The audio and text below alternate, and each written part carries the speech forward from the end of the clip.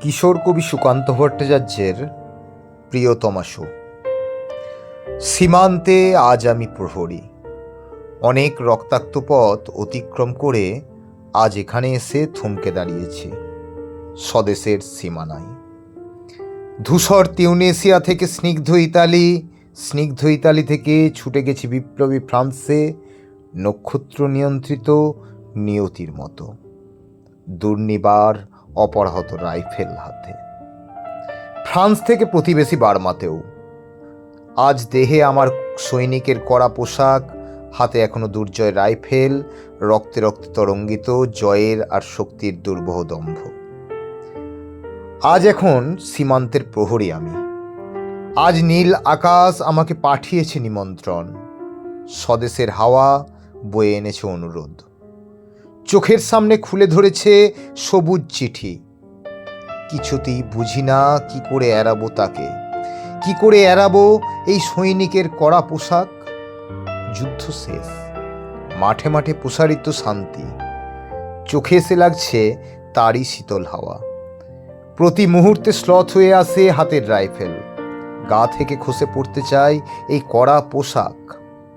রাত্রে চাঁদ ওঠে, আমার চোখে ঘুম নেই। তোমাকে ভেবেছি কত দিন, কত শত্রুর পদক্ষেপ শোনার প্রতীক্ষার অবসরে, কত গোলাপাটার মুহূর্তে। কতবার অবাধ্য হয়েছে মন যুদ্ধ জয়ের ফাঁকে ফাঁকে, কতবার হৃদয়ে জ্বলেছে অনুশোচনার অঙ্গারে তোমার আর তোমাদের ভাবনায়।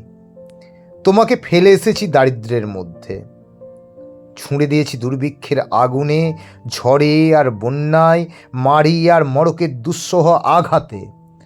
বার বার বিপন্ন হয়েছে তোমাদের অস্তিত্ব, আর আমি ছুটে গেছি এক যুদ্ধক্ষেত্র থেকে আর এক যুদ্ধক্ষেত্রে। জানি না আজও আছো কি নেই, দুর্ভিক্ষে ফাঁকা আর বন্যায় তলিয়ে গেছে কিনা ভিটে, জানি না তাও। তবু লিখছি তোমাকে আজ, লিখছি আত্মম্ভর আশায় ঘরে ফেরার সময় এসে গেছে।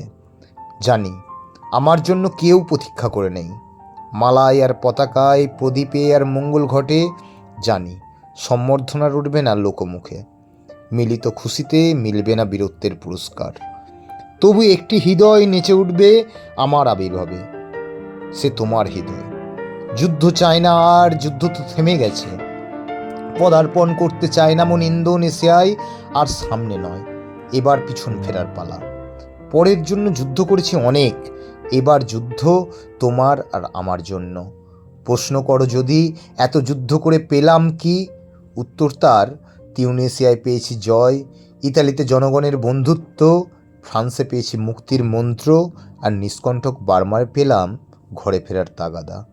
আমি যেন সেই বাতিওয়ালা, যে সন্ধ্যায় রাজপথে পথে বাতি জ্বালিয়ে ফেরে, অথচ নিজের ঘরে নেই যার বাতি জ্বালার সামর্থ্য। নিজের ঘরেই জমে থাকে দুঃসহ অন্ধকার।